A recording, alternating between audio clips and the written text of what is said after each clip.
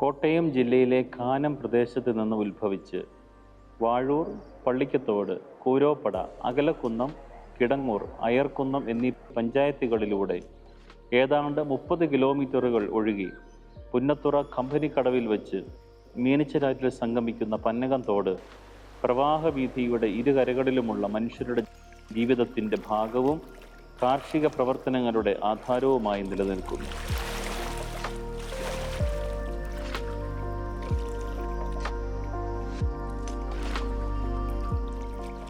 പന്നകൻ എന്ന പാമ്പ് ഇഴഞ്ഞുപോയ വഴി പരിണമിച്ചുണ്ടായ തോട് എന്ന വാമൊഴിയെ സാധൂകരിക്കുന്ന രീതിയിൽ വളഞ്ഞു പുളഞ്ഞൊഴുകുന്ന ഈ ജലപാത പ്രദേശത്തെ നിരവധി ആരാധനാലയങ്ങളുടെ ഉത്ഭവവും നിർമ്മാണവുമായി ബന്ധപ്പെട്ട ഐതിഹ്യങ്ങളിലും ചരിത്രലേഖകളിലും സ്ഥാനം പിടിച്ചിട്ടുണ്ട്.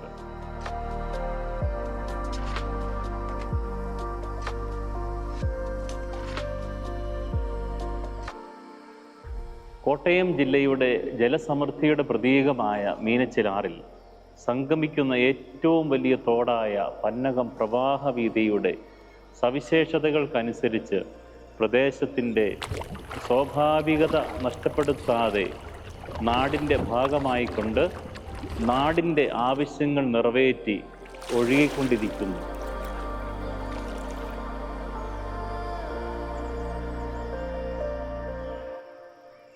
കാനം പ്രദേശത്തെ കരിമ്പനക്കുഴി, കാഞ്ഞിരപ്പാറ, മുണ്ടൻകുന്ന്, മാലക്കണ്ടം, പൊന്മാറ, ഉദയപുരം എന്നീ മേഖലകളിൽ നിന്നുള്ള അരുവികൾ സംഗമിച്ച് പന്നകം തോട് 14-ാം മൈൽ ദാനാവുങ്കൽ പടി വഴി പുളിക്കൽ കവലിൽ എത്തിച്ചേരുന്നു. പള്ളിക്കത്തോട് ചെല്ലോലി പ്രദേശത്തെ സ്വകാര്യ വ്യക്തികളുടെ പറമ്പുകളിൽ നിന്നുള്ള ചെറിയ അരുവികൾ കയ്യൂരി കവലയിൽ വെച്ച് കൊടുങ്ങൂർ റൂട്ടിൽ 1-ാം മൈലിൽ നിന്നുള്ള മറ്റൊരു അരുവിയുമായി സംഗമിക്കുന്നു.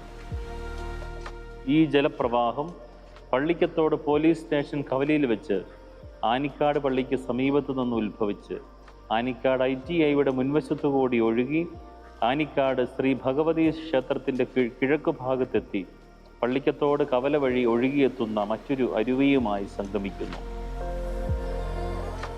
കാക്കത്തോട് എന്ന പേരിൽ അറിയപ്പെടുന്ന ഈ ജലപാത പിന്നീട് അരുവിക്കുഴി ലൂർദുമാതാ പള്ളിയുടെ മുൻവശത്തുള്ള പ്രശസ്തമായ അരുവിക്കുഴി വെള്ളച്ചാട്ടത്തിൽ പതിക്കുകയും അവിടെ നിന്ന് കാക്കത്തോട് മുന്നോട്ടൊഴുകി മടപ്പാട്ട് പാലത്തിങ്കൽ ജംഗ്ഷന്റെ അടുത്തുകൂടി ഒഴുകി പന്നകം തോടിൽ വന്നു ചേരുന്നു. ഈ ജലപ്രവാഹം പിന്നീട് ചാത്തൻപാറ, കണിപറമ്പ്, മഞ്ഞാമറ്റം, മുക്കുകുടി, തെക്കുമറ്റം, ചുവന്നപ്ലാവ്, പടിഞ്ഞാറേ പാലം, പാതുവ, കമ്പനിക്കടവ്, പുന്നത്തുറ ഈസ്റ്റ് എന്നീ പ്രദേശങ്ങളിലൂടെ സഞ്ചരിച്ച് മീനച്ചിലാറ്റിൽ സംഗമിക്കുന്നു. പുളിക്കൽ തോട്, പെരിങ്കുളം തോട്, കാവനാട്ട് തോട്, മീൻതത്തിത്തോട്, ചേറാക്കൽ തോട്, ചാത്തൻപാറത്തോട്, കാക്കവള്ളിത്തോട്, പച്ചിലങ്ങാട് തോട്, നെല്ലിക്കുന്ന് തോട്, മുട്ടിത്തോട്, കൂവേലിത്തോട്, കടമാന്തിയിൽ തോട്, ചലുത്തോട്, തൊടുകുളത്തോട്, പാതുവാത്തോട് ഉൾപ്പെടെ നിരവധി കൈത്തോടുകൾ പന്നകത്തിൻ്റെ ജലസമൃദ്ധിക്ക് സംഭാവനകൾ നൽകുന്നുണ്ട്.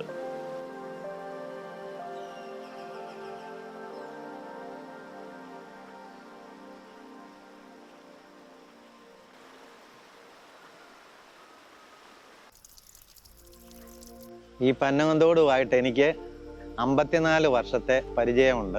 1971-72 കാലഘട്ടത്തിലാണ് ഈ തോടിൻ്റെ സൈഡിൽ വസ്തു വാങ്ങി താമസം ഉറപ്പിച്ചത് ഞങ്ങളുടെ കുടുംബം. അന്ന് ഈ തോടിൻ്റെ വീതി ഇപ്പോൾ ഉള്ളതിൻ്റെ 75% മാത്രമേ ഉള്ളായിരുന്നു ഇതിൻ്റെ വീതി. അത് കാലക്രമേണ വെള്ളപ്പൊക്കം വന്നും സൈഡ് ഭിത്തി ഇല്ലാത്തത് കൊണ്ട് മണ്ണിടിഞ്ഞ് വീതി കൂട്ടി ഈ രീതിയിലായതാണ്. അതോടൊപ്പം കാലക്രമേണ പ്രകൃതിയുടെ മാറ്റവും വലിയ വലിയ കുത്തൊഴുക്കുകളൊക്കെ വന്ന് സൈഡ് ഇടിഞ്ഞാണ് ഈ തോടിന് ഇത്രയും വീതി വരേണ്ട ഒരവസ്ഥയുണ്ടായത്. ഇവിടുന്ന് ഈ കണിപറമ്പെന്ന് പറഞ്ഞ സ്ഥലത്തോട്ട് പോകുമ്പോൾ ഏകദേശം ഒരു 4-5 കടവ് ഈ വേനലിൽ വെള്ളം കുറയുമ്പം കാരണവന്മാർ, ഞങ്ങളുടെ അച്ഛനും അപ്പൂപ്പന്മാരൊക്കെ ഈ കുത്തുവലകൾ കൊണ്ട് വെളുപ്പിനെ 4 മണി തൊട്ട് അവിടെ ഇരുന്ന് വല പിടിച്ച് നല്ല രീതിയിൽ നേരം വെളുക്കുമ്പോൾ ഒരു കൂടെ മീൻ ഒക്കെ കിട്ടുന്ന ഒരു കാലം ഉണ്ടായിരുന്നു. അതിൻ്റെ 4-1 മത്സ്യസമ്പത്ത് നമ്മുടെ ഈ തോടിലില്ല.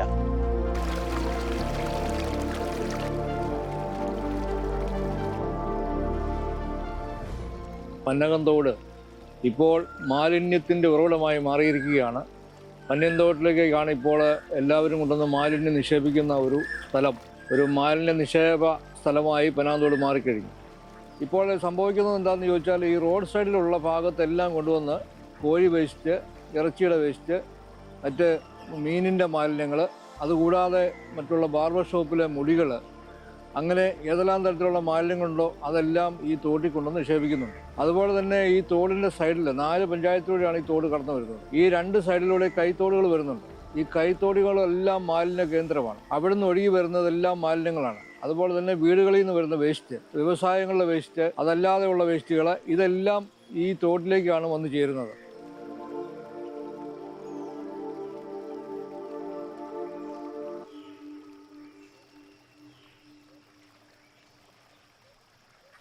ഇതിൻ്റെ ഞങ്ങളുടെ ഈ കോളനിയുടെ പേര് തന്നെ മുക്കാലി 58 കോളനി എന്നാണ് അറിയപ്പെടുന്നത്.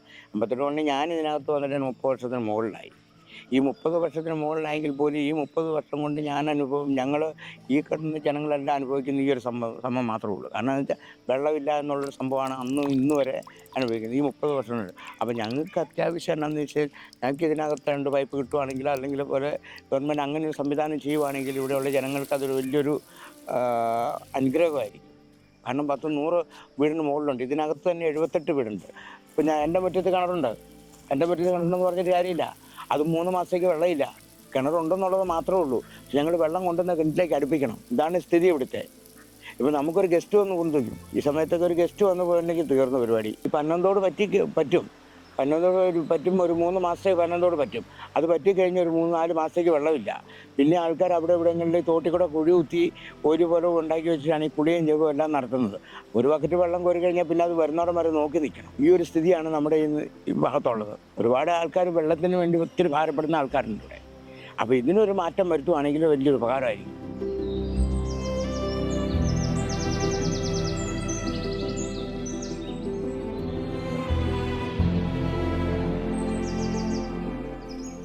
കഴിഞ്ഞ ഒരു 7-8 വർഷങ്ങളായി മറ്റക്കരയിലെ ഒരു സ്ഥിരം പ്രശ്നമാണ് ഈ പ്രളയം, പന്നകംതോട്ടിലെ പ്രളയം എന്നുള്ളത്. ഈ പ്രളയം എന്ന് പറഞ്ഞാൽ നമ്മളത് മനുഷ്യനിർമ്മിതിയാണെന്ന് വേണമെങ്കിൽ പറയാൻ വെച്ചാൽ, ഈ തോടിൽ നമ്മൾ ശാസ്ത്രീയമല്ലാത്ത രീതിയിൽ കുറേ തടയണകൾ പണിത് വെച്ചിട്ടുണ്ട്. പ്രത്യേകിച്ച് മറ്റക്കര ഭാഗത്ത് എന്ന് പറഞ്ഞാൽ പന്നകംതോട് ഒഴുകുന്നത് ഒരു സമതല പ്രദേശത്തൂടെയാണ്. ഈ സമതല പ്രദേശത്ത് നമ്മൾ ഈ തടയണ കെട്ടിയാൽ അവിടെ ആ വെള്ളപ്പൊക്കം എത്ര രീതിയിൽ അത് പ്രദേശത്തെ ബാധിക്കും എന്നുള്ള രീതിയിൽ യാതൊരുവിധ പഠനവും നടത്തിയിട്ടില്ല എന്ന് എനിക്ക് തോന്നുന്നു. വെച്ചാൽ നമുക്കൊരു 1.5 കിലോമീറ്ററിനുള്ളിൽ 2-3 തടയണകളാണ് അടുപ്പിച്ചിരിക്കുന്നത്. അതൊരൊന്നാമത്തെ പ്രധാന പ്രശ്നമാണ്. ഈ പടിഞ്ഞാറേപ്പാലം തടയണ എന്ന് പറയുന്നത് അതിൻ്റെ ബെഡ് തന്നെ തോട്ടിൻ്റെ ബോട്ടം ലെവലിൽ നിന്ന് ഒരു 1.5 മീറ്റർ ഹൈറ്റിൽ നിൽക്കുന്ന ഒരു ബെഡ്, അതിൻ്റെ മുകളിലോട്ടാണ് പിന്നെ തടയണ വഴി പണിത് വെച്ചിരിക്കുന്നത്. അപ്പോൾ ആ ഒരു ലെവലിൽ വെള്ളത്തെ എപ്പോഴും അത് ഹോൾഡ് ചെയ്ത് നിർത്തിയാണ് അവിടെ. കഴിഞ്ഞ 2 വർഷം മുമ്പാണെന്ന് തോന്നുന്നു കോട്ടയം ജില്ലയിൽ പ്രളയം ഉണ്ടാകാത്ത ഒരു സ്ഥലത്ത് മറ്റക്കരയിൽ പ്രളയമായിരുന്നു. ഇവിടെയുള്ള ആൾക്കാരുടെ കൃഷി നശിക്കുന്നു, വീട് നശിക്കുന്നു, വീട്ടിലെ ഉപകരണങ്ങൾ നശിക്കുന്നു, അതുപോലെ വളർത്തു മൃഗങ്ങളെ വെള്ളപ്പൊക്കത്തിൽ ചത്തുപോകുന്നു. അങ്ങനെ നിരവധി പ്രശ്നങ്ങൾ ഇവിടെ ഉണ്ടായിട്ടുണ്ട്. പക്ഷേ കാര്യക്ഷമമായ ഒരു നടപടിയും ഒരു അധികൃതരുടെ ഭാഗത്തുനിന്നും ഉണ്ടായിട്ടില്ല. നിലവിലെ കണ്ടീഷൻ ഇപ്പം നമ്മൾ ഈ നിൽക്കുന്ന പ്രദേശം തന്നെ തോട് നികന്നുകൊണ്ടിരിക്കുന്ന ഒരവസ്ഥയാണ്. ഇതൊരു പെർമനൻ്റ് ആയിട്ട് ഒരു സൊല്യൂഷൻ കണ്ടില്ലെങ്കിൽ ഭാവിയിൽ പന്നകംതോട് എന്നുള്ള ഒരു സങ്കല്പമായി ഇത് മാറുന്ന ഒരു അവസ്ഥയിലോട്ട് പോയിക്കൊണ്ടിരിക്കുകയാണ്.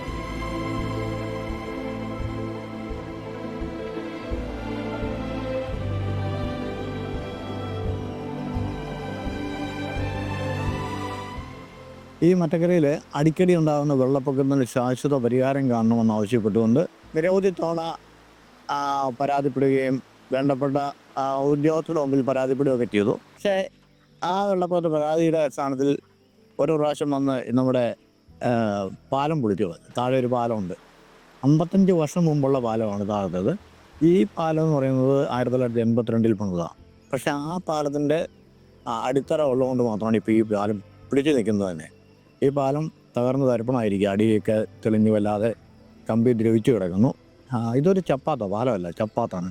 2024 തന്നെ 5 പ്രാവശ്യമാണ് ഈ വെള്ളം മുങ്ങിയത്. തൊട്ടപ്പുറത്തുള്ള വലിയ ഒരു നദിയായ മീനച്ചിലാറ് പകുതി പോലും ഇല്ലാഞ്ഞ സമയത്ത് ഈ പ്രദേശത്ത് വെള്ളം മുങ്ങി കിടക്കുക. ഞങ്ങളുടെ ട്രാഫിക് ഗതാഗതം തടസ്സപ്പെട്ടു. ഞങ്ങൾക്കൊക്കെ അപ്പുറം പോകാൻ ബുദ്ധിമുട്ടുണ്ടായി. കാരണം നാട്ടുകാരെന്ന നിലയിൽ അടിക്കടി ഉണ്ടാകുന്ന വെള്ളപ്പൊക്കം കൊണ്ട് കൃഷിനാശനഷ്ടം ഉണ്ടാകുന്നു. അതുപോലെ കുടുംബങ്ങളിൽ വെള്ളം കയറുന്നു, യാത്രാ ക്ലേശം ഉണ്ടാകുന്നു. പല പ്രദേശങ്ങളിലും പനന്തോട്ടിലേക്ക് തോടിൻ്റെ സൈഡുകളിൽ താമസിക്കുന്ന ആൾക്കാർ പാഴ്മരങ്ങൾ വെട്ടിത്തള്ളുന്നു ചപ്പാത്തായത് കാരണം കൊണ്ട് ഈ ചപ്പാത്തിനോട് ചേർന്ന് ഒന്ന് അടിയുന്നു. അങ്ങനെ വല്ലാത്ത ഒരു അവസ്ഥയിലേക്ക് നയിക്കുന്നുണ്ട്.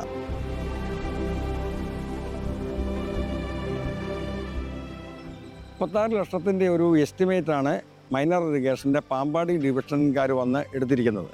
അവർ പാടത്തിൻ്റെ ആ മേഖലകളെല്ലാം വന്ന് പരിശോധിച്ചു. അതുപോലെ മണൽ അടിഞ്ഞു കിടക്കുന്ന മേഖലകളെല്ലാം പരിശോധിച്ചു.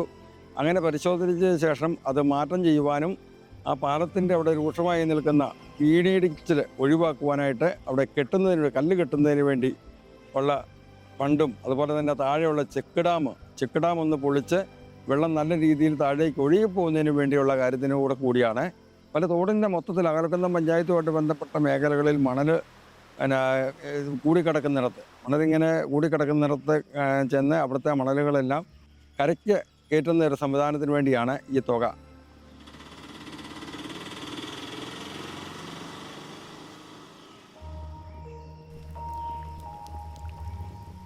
അടിക്കടി ഉണ്ടാകുന്ന വെള്ളപ്പൊക്കം കൃഷിയെ വളരെ മോശമായ രീതിയിലാണ് ബാധിക്കുന്നത്.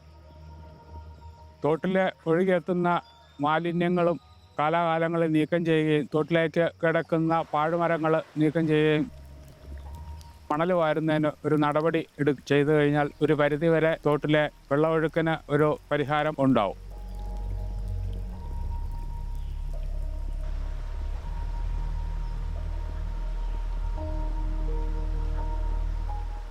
ഈ തോട് ഇത്രയും മലിനമാകാനുള്ള ഏറ്റവും പ്രധാനപ്പെട്ട കാരണം ആളുകൾ വളരെ അലക്ഷ്യമായി ജലാശയങ്ങളെ മലിനപ്പെടുത്തുന്ന തരത്തിൽ ഖരവസ്തുക്കളും ദ്രവവസ്തുക്കളും, അതായത് അഴുക്ക് ജലവും അതുപോലെ തന്നെ പ്ലാസ്റ്റിക് ഉൾപ്പെടെയുള്ള മാലിന്യങ്ങളും ഇതിനുള്ളിലേക്ക് വലിച്ചെറിയുന്നതാണ് പ്രധാനപ്പെട്ട കാര്യം.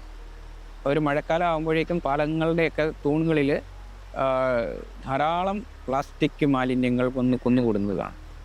അപ്പോൾ ഇതിനെ മലിനമാക്കുന്ന അവസ്ഥയിൽ നിന്ന് രക്ഷപ്പെടുത്തേണ്ടത് വലിയ തോതിൽ പ്രവർത്തനം നടത്താൻ കഴിയുന്ന തദ്ദേശ ഭരണ സ്ഥാപനങ്ങൾക്ക് ആണ് ഏറ്റവും വലിയ ചുമതലകൾ.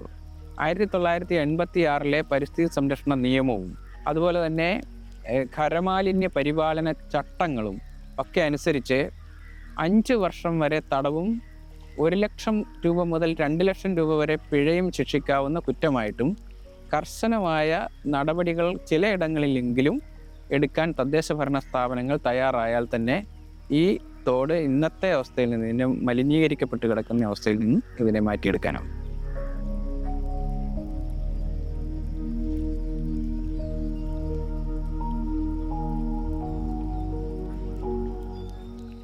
ഹരിത ഭംഗിയാർന്ന ഒരു പന്നകന്തോടിൻ്റെ സാധ്യതകൾ നമ്മുടെ മറ്റക്കര എന്ന് പറഞ്ഞ പ്രദേശം വളരെ മനോഹരമാണ്. നമുക്ക് തോടിൻ്റെ 2 സൈഡുകളിലും ചെടികളും വൃക്ഷത്തൈകളും ഫലവൃക്ഷത്തൈകളും ഒക്കെ വെച്ച് പിടിപ്പിക്കാൻ പറ്റും. ഈ മണ്ണിടിച്ചിൽ ഒഴിവാക്കുന്നതിനായി ശാസ്ത്രീയമായി നമുക്ക് രാമച്ചം പന്നകത്തോടിൻ്റെ 2 സൈഡുകളിലും വയ്ക്കുകയാണെങ്കിൽ രാമച്ചത്തിന് 6 മീറ്ററോളം വേരുകൾ പിടിച്ച് മണ്ണ് പിടിച്ചു നിർത്തുവാനുള്ള ശേഷിയുണ്ട്. ഒപ്പം ഔഷധമാണ്. അതുപോലെ തന്നെ മുളകൾ ഈ രീതിയിൽ മണ്ണിനെ പിടിച്ചു നിർത്തുവാനുള്ള ശേഷിയുണ്ട്. അപ്പോൾ അങ്ങനെ ഹരിതവർണ്ണമായ ഒരു പന്നകന്തോടാക്കി നമുക്ക് ഇതിനെ മാറ്റിയെടുക്കാൻ പറ്റും. അപ്പോൾ അശാസ്ത്രീയമായ തടയണകൾ ഈ പന്നകന്തോടിൽ പല ഭാഗത്തുമുണ്ട്. അതും വെള്ളപ്പൊക്കത്തിന് കാരണമാകുന്നുണ്ട്. അപ്പോൾ അശാസ്ത്രീയമായ തടയണകൾ നീക്കുകയും തോടിൻ്റെ മണൽ കൂമ്പാരങ്ങൾ ഒഴിവാക്കാനുള്ളത് അത് ശക്തമായ ഒരു തീരുമാനം എടുക്കുകയും നടപ്പാക്കാനുള്ള ആർജവം കാണിക്കുകയും ചെയ്താൽ മാത്രമേ അത് സാധ്യമാവുകയും നാടിൻ്റെ എല്ലാ സ്ഥാപനങ്ങളെയും മാലിന്യമുക്ത പ്രവർത്തനങ്ങളിൽ പങ്കാളികളാക്കിക്കൊണ്ട് കൃത്യമായി അതിൻ്റെ അകത്ത് വീഴ്ച വരുത്തുന്നവരുടെ ലൈസൻസ് പുതുക്കാതിരിക്കുകയും ചെയ്യുകയാണെങ്കിൽ തീർച്ചയായും ആ ഒരു കാരണം കൊണ്ടെങ്കിലും അവർ കൃത്യമായി അവരുടെ സ്ഥാപനത്തെ ഇതിൻ്റെ അകത്ത് നിന്ന് മുക്തമാക്കാനും മാലിന്യങ്ങൾ വലിച്ചെറിയുന്ന സംസ്കാരത്തിൽ നിന്ന് മാറുവാനുള്ള ഒരു സാഹചര്യമുണ്ട്.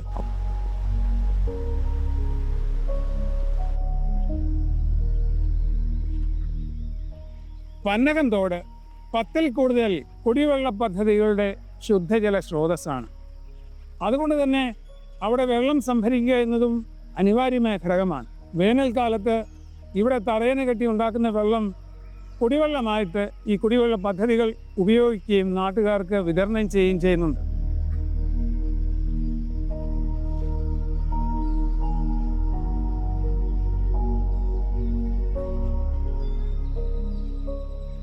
വേനൽക്കാലം കഴിഞ്ഞ് മഴക്കാലമാകുമ്പോൾ ഈ തടയണകൾ അതിന് മണൽച്ചാക്കുകൾ മാറ്റി വെള്ളം സുഗമമായി ഒഴുകുവാനായിട്ട് നാം തയ്യാറാക്കി കൊടുക്കേണ്ടതുണ്ട്. മറ്റൊരു കാര്യം, ചെക്ക് ഡാമുകളുടെ ഷട്ടറുകൾ ഉയർത്തി വെള്ളം താഴേക്ക് ഒഴുകിപ്പോകാനുള്ള അവസ്ഥ ഉണ്ടാക്കി കൊടുക്കേണ്ടതുണ്ട്. പന്നകംതോട്ടിലെ വെള്ളം ഇടയ്ക്കിടെ ചെക്ക് ചെയ്യുന്ന ഒരു സിസ്റ്റം നമുക്കില്ല. അപ്പോൾ ഈ തോടിനെ, ഇതിൻ്റെ വെള്ളത്തെയും ജലത്തെയും നമുക്ക് രക്ഷിക്കുവാനായിട്ട് എന്തെല്ലാം ചെയ്യാൻ സാധിക്കും? ഒന്ന്, പന്നകംതോടിൻ്റെ നീളം, വീതി, ആഴം എന്നിവ കൃത്യമായി അളന്ന് തിട്ടപ്പെടുത്തിയിരിക്കുന്ന രേഖകൾ പഞ്ചായത്തിലോ ഇറിഗേഷൻ ഡിപ്പാർട്ട്മെൻറ്റിലോ ഉണ്ടോ എന്ന് പരിശോധിക്കേണ്ടതാണ്. ഇല്ല എങ്കിൽ അടിയന്തരമായി ഇതിനെപ്പറ്റി ഒരു ശാസ്ത്രീയമായ പഠനം നടത്തി വേണ്ടപ്പെട്ട രേഖകൾ നമുക്ക് സൂക്ഷിക്കേണ്ടതുണ്ട്.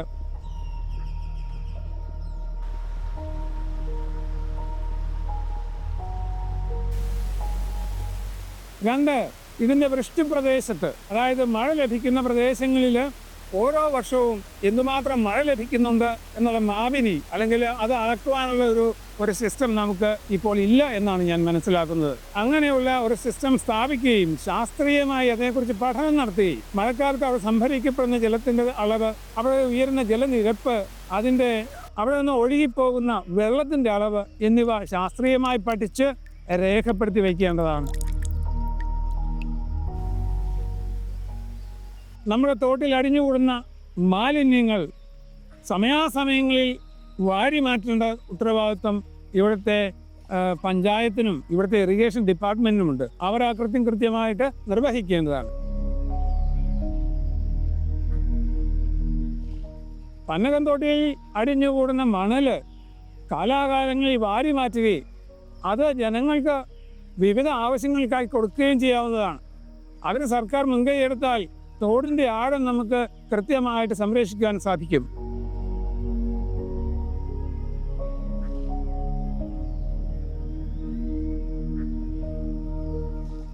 പന്നകംതോടിനോടനുബന്ധിച്ച് ഒരുപാട് പ്രാദേശിക ടൂറിസം ഡെവലപ്പ് ചെയ്യാൻ വേണ്ടിയിട്ടുള്ള സാധ്യതകളുള്ള ഒരുപാട് സ്ഥലങ്ങളുണ്ട്.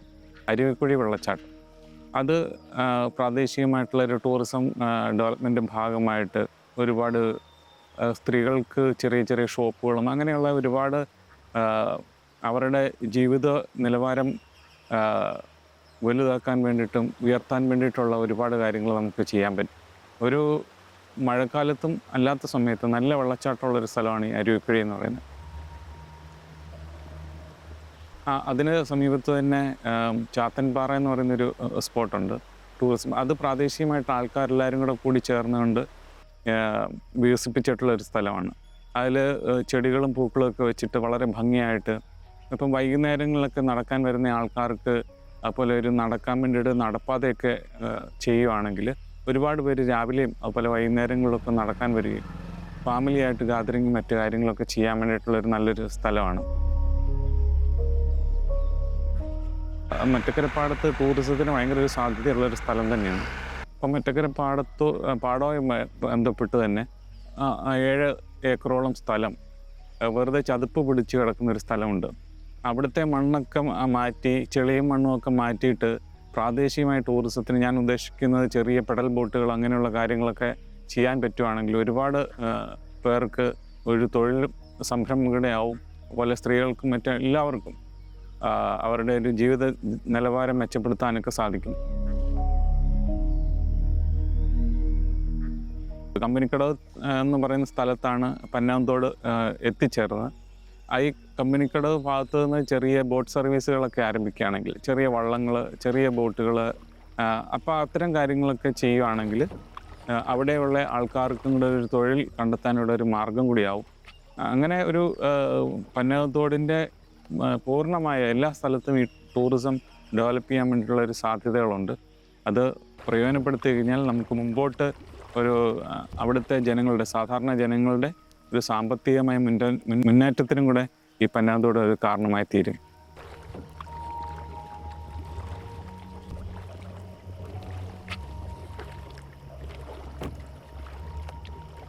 ഗ്രാമപഞ്ചായത്തിൻ്റെ നേതൃത്വത്തിൽ പ്രവർത്തിക്കുന്ന NREG, അതായത് നമ്മുടെ തൊഴിലുറപ്പ് പരിപാടി സംരംഭം, അവർക്ക് മസ്റ്ററുകൾ കൊടുത്തിരിക്കുകയാണ്. അതായത് മഴ പെയ്യുന്നതിന് മുമ്പ് തന്നെ തോടുകളിലേക്ക് ഇറങ്ങി ആ തോടുകൾ ക്ലീൻ ചെയ്യുവാനായിട്ടുള്ളൊരു സാഹചര്യം. തോട്ടിലേക്ക് വെള്ളം വരേണ്ട തൊണ്ടുകൾ, ചെറിയ ചെറിയ കൈത്തോടുകളുണ്ട്. ആ കൈത്തോടുകൾ ക്ലീൻ ചെയ്യുന്ന പരിപാടിയാണ് 15 വാർഡുകളിലും ആദ്യമായിട്ട് മഷോൾ കൊടുത്തിരിക്കുന്നത്. 200 പണിയാണ് അതിന് കണക്ക് കൂട്ടിയിരിക്കുന്നത്. 200 ആൾക്കാരുടെ പണികളെ അതിനുവേണ്ടി കണക്ക് കൂട്ടിയിരിക്കുന്നു. അതിപ്പോൾ എല്ലാ വാർഡുകളിലും തോട്ടിലേക്ക് വെള്ളം ഒഴുകേണ്ട പൊയ്കകളോ അല്ലെങ്കിൽ തൊണ്ടുകളോ അങ്ങനെയുള്ള കാര്യങ്ങളെല്ലാം ക്ലിയറാക്കി ചെയ്ത് തോടിനെ പുനർജീവിപ്പിക്കുന്ന ഒരു രീതിയിലേക്ക് വരുവാനായിട്ടുള്ള പണികൾ വാർഡ് തലത്തിൽ ചെയ്തുകൊണ്ടിരിക്കുകയാണ്.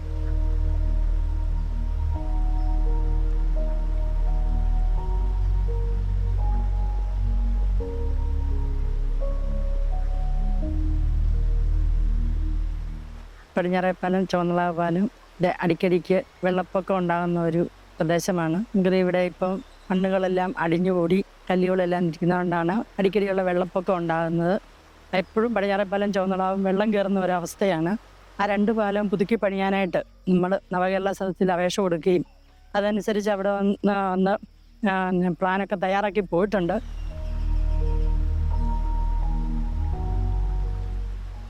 മഴത്തൊഴുകി വരുന്ന മഴക്കമ്പുകളും എല്ലാം തടസ്സമായിട്ട് നിന്ന് മഴവെള്ള കൃഷിനാശങ്ങളും എല്ലാം സംഭവിക്കുന്നുണ്ട്.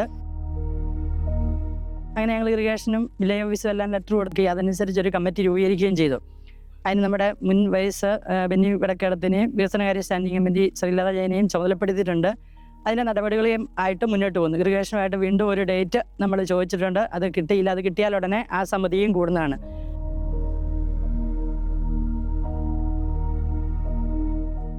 നമുക്കറിയാം, അകലക്കുന്നം പഞ്ചായത്ത് ഒരു തനത് ഫണ്ട് കുറവുള്ള ഒരു പഞ്ചായത്താണ്. നികുതി കളക്ഷൻ മാത്രമേ, വീട്ടുകാരെ മാത്രമേ നമുക്ക് കിട്ടുന്നുള്ളൂ. അതുകൊണ്ട് ഇറിഗേഷൻ്റെ ഒക്കെ ഫണ്ട് കിട്ടിയെങ്കിൽ മാത്രമേ ഇത് സാധ്യമാവുള്ളൂ. അപ്പോൾ അതിന് വേണ്ട മുൻകരുതൽ നമ്മൾ കളക്ടറുടെ അടുത്തും എല്ലാ നിവേദനങ്ങളും പോയിട്ടുണ്ട്. അപ്പോൾ MLA MP ഒക്കെ കനിഞ്ഞെങ്കിൽ മാത്രമേ നമുക്ക് ഈ വെള്ളപ്പൊക്കത്തിന് ഒരു ശാശ്വത പരിഹാരം കിട്ടത്തുള്ളൂ.